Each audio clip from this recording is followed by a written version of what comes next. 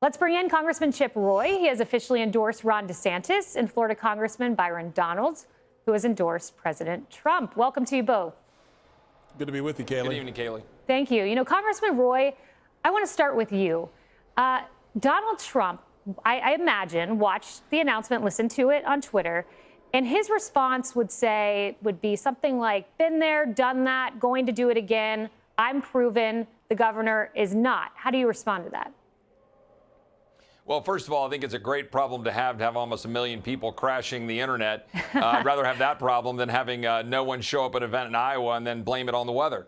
Look, the truth is Governor DeSantis has an extraordinary track record. He won by 1.5 million votes in Florida, 62% of Hispanic voters. He won about 50% of single female voters. Let's see how President Trump thinks he can attract single female voters across the country.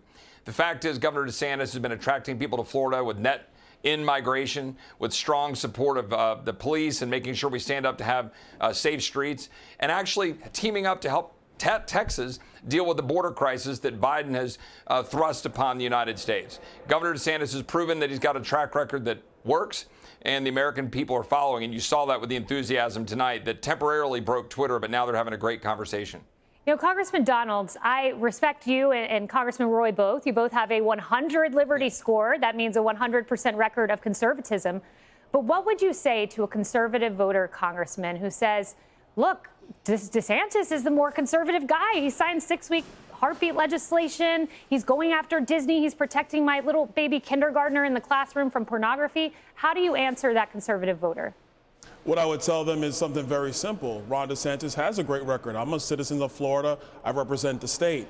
But at the end of the day, all of his accomplishments, especially if you want to talk about the abortion ban, are not possible without the presidency of Donald Trump. You see, it took somebody to come to Washington and have the courage of his convictions to look this machine, this swamp in the face and say, no, there's a better way.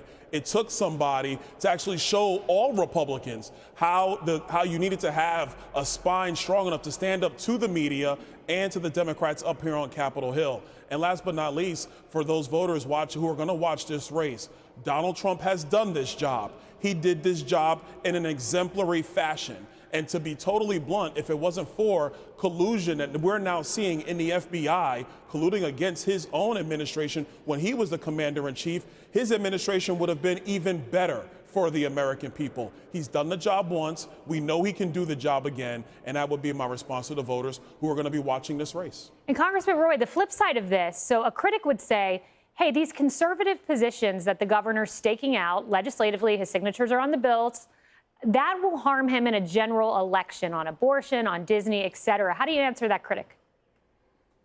Well, first of all, to my good friend Byron, and he is my good friend, I was proud to nominate him for Speaker of the House. Love working with him side by side in the House. And we're demonstrating that you can disagree on choosing who you're going to support in a primary and then come together. And we're going to do that next year to take on the radical leftist agenda. But Governor DeSantis, look, he's providing, I think, the leadership that the American people are sorely missing.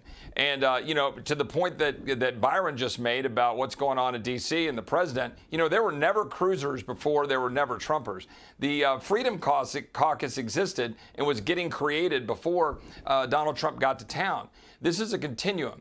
And Governor DeSantis was here, and he helped start the Freedom Caucus, the same Freedom Caucus that Byron and I are part of, standing up to the establishment. And now in Florida, he's doing the hard work of standing up for the people there. And Disney, he took on Disney, the 800-pound gorilla in Florida, when everybody said he shouldn't. And by doing that, he's demonstrating that he can stand up for parents, stand up for families, stand up for hardworking Americans that are getting run over by the corporate establishment. And the corporate establishment are the ones that hate things like Twitter Spaces because it's breaking their back. Governor DeSantis knows it. He's on the right side of history. He understands the culture war is the key to winning the future of this country and making sure that we can lead this country forward into a very prosperous future, positively and optimistically. You know, you make a very important point. You said the two of us are on this panel. One supports Trump, one supports DeSantis. We can come together at the end of this.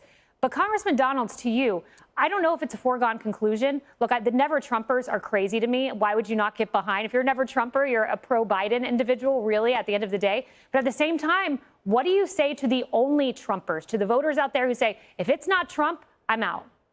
Well, a couple things. One, look, this is where Chip and I do agree.